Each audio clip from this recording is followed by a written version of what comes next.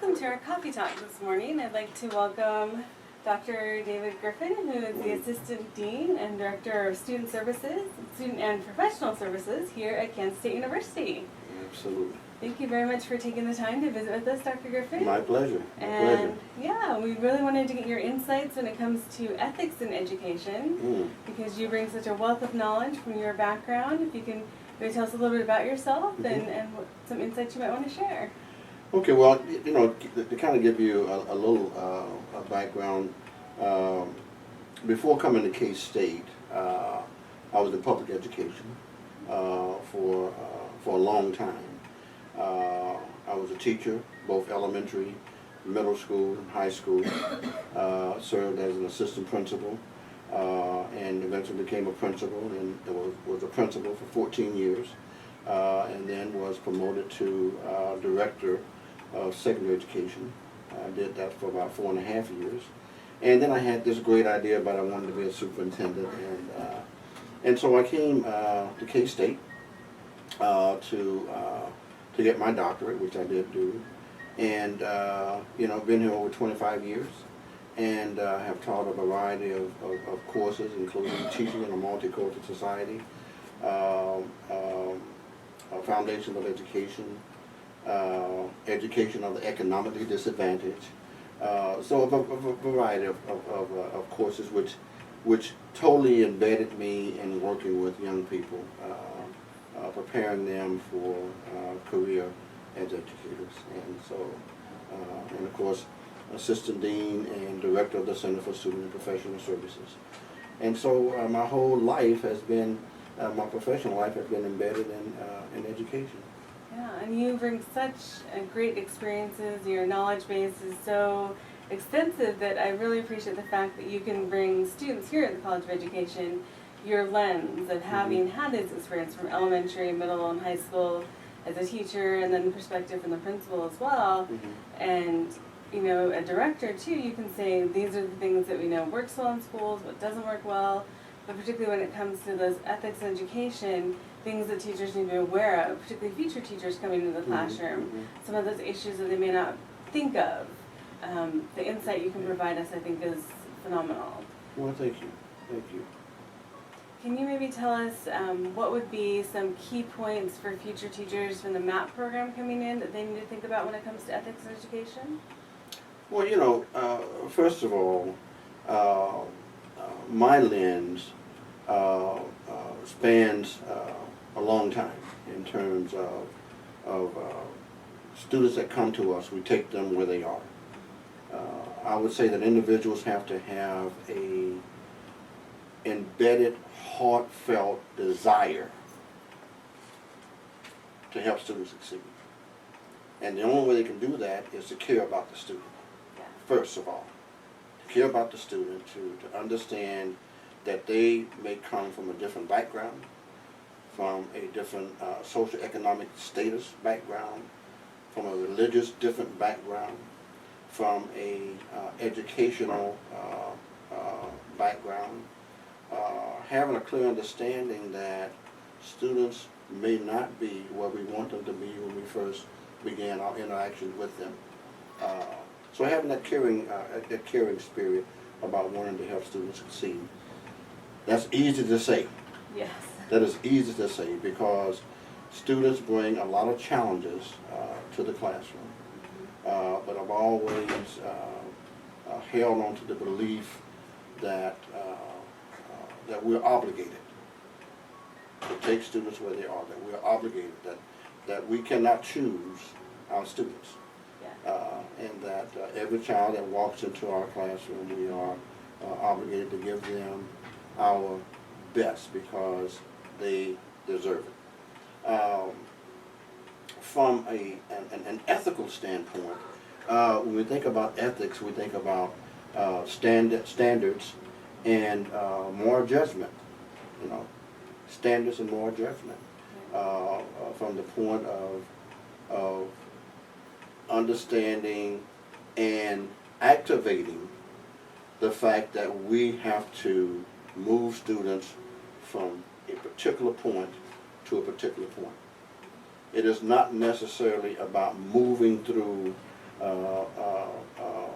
textbook materials, but how we move through that textbook materials to help students align them to pass standardized tests, if that's the case, to help them understand societal ills, if you will, that education is the foundation of everything that we do, you know. Exactly. And when we talk about kids are our future, that's more than just a statement. I mean, when you really think about that, that's pretty powerful.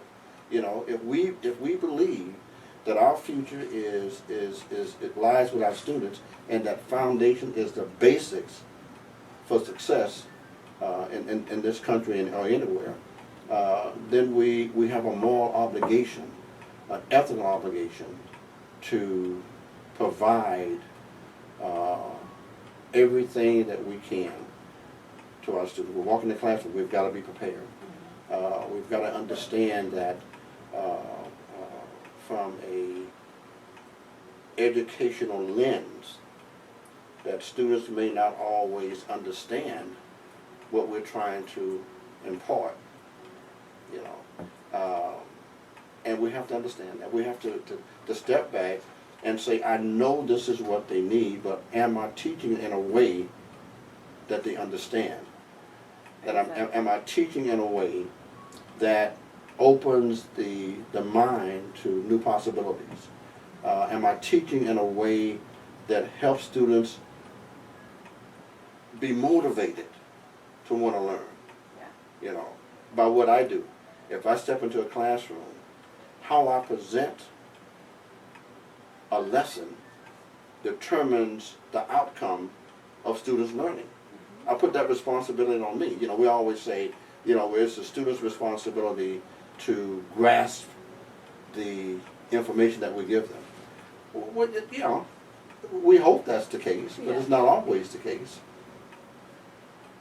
When I step into a classroom, and I use my own personal experience, when I step into a classroom, I automatically know, or I should know, what I'm talking about. My desire is to depart that knowledge in a way, or that information in a way, that it becomes realistic, understandable, and usable from the student's perspective. Okay? Yeah. And no matter how well I plan a lesson plan, my moral obligation is to have a pulse of whether or not I'm getting that across with students' understanding. I don't care how well I plan, I don't care how long it takes me to put that together. If I sense that students are not getting it, because, you know, it's no longer I give information, students' responsibility is to grasp it, to use it, to move forward with it. I have to take the temperature, educational temperature, if you will, of whether or not the students are really comprehending that information. That's a moral obligation on my part. And, you know, the rigor should be there. Standards should be there. But if we cannot, as educators, take almost a slow motion approach to making sure that students, number one, are keeping up, and at the same time, those accelerated students, that we don't bore them to tears. That we do things that will keep them not only interested, but engaged and motivated to move forward in their pace, at the same time bringing everybody along with us. You know, I mean, it takes dedication. Yes, definitely. And it's a lot of work to really figure that out. Like I say, it's not something that you're just going to automatically plan a lesson one night, it's all going to come together. You have to know your students well, know their backgrounds, know what their needs are, and be able to plan to differentiate for those needs within your instructional planning. Absolutely. Yeah. Because every child has the ability to learn, but maybe not at the same pace that everyone else learns. and we have to understand that as educators. How do you reconcile the ethical dilemmas, say for example, if you have parent-teacher conferences and certain parents don't come in, every year you hear the same thing. These parents don't come in, they just don't care, but you know that there's probably other things going on. Perhaps these parents, work during the conferences and no one's ever thought to accommodate for them. Or they may be parents of English language learners who don't speak the language and are intimidated by the school system.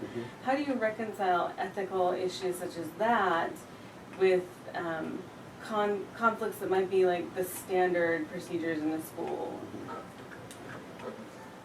I can do something to encourage parents by when I send materials home, send it home in English, send it home in Spanish. And I can easily say that because that is what I did as a principal. I made sure that any materials that went home was both in English and in Spanish. I encouraged parents to come because if they came, I would have an interpreter. And I did this, honestly. I had an interpreter, so parents, if they had questions to ask, they could ask it, and we could respond to them. If there was information at a parent-teacher conference, always had interpreters to interpret. So I tried to do things that would help parents feel comfortable in the education setting. I even hired a minivan, a cab, to go pick parents up on a route. They say, well, I don't have transportation to come to the school. Well, I'll send someone to you. Well, even if you did that, I won't feel comfortable. So what I did, I found a church in the communities, got the minister to allow me to have monthly meetings in the community where the parents were. So they felt comfortable. I went, if you can't beat them, join them. So I joined them. I joined them in the community. Yeah.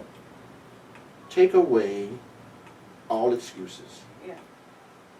I can't get there, I'll send someone for you. Well, even if you send somebody, I don't feel comfortable. Okay, I'll come to where you are, in your community, and we will conduct programs, parent-teacher conferences, in your community. Did we have things at the school? Absolutely, because eventually, it was important for parents to see where they're sending their kids every day, to be a part of that environment. So I don't worry about why parents aren't involved. What I try to do is make it accessible, so parents can be involved. I try to take a proactive approach, and it proved to be effective. Yeah, I think that's a great thing, to look at it not as a negative, but as a positive. What can you do to help parents? Absolutely. Because I think there's a misconception out there that parents don't care. There just might be other issues or barriers that are preventing that, or they may not have the skills to support students in the way that we perceive they need support. Sure. So you found out ways to go around that and really make it meaningful for parents. I think parents inherently do care. Yeah. And I think for us to even begin to assume that parents don't care because they don't come to parent-teacher conference or they don't come in during particular times, there could be some other circumstances involved. Yeah. Well, any other final tips you'd like to share with the master students when it comes to ethics in education?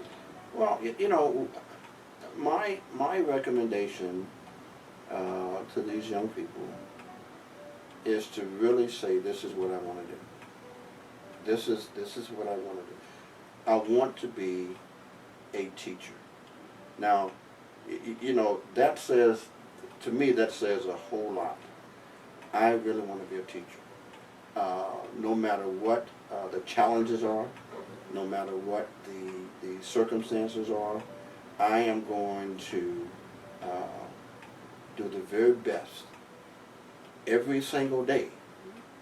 Not 3 days out of the week or 4 days out of the week, but every single day that I'm in a classroom, that I'm going to make a conscious decision that I want, this is my chosen career, and that I'm going to do the very best, to the very best of my ability, to stay on top of educational best practices, educational trends, strategies, to make me a successful teacher.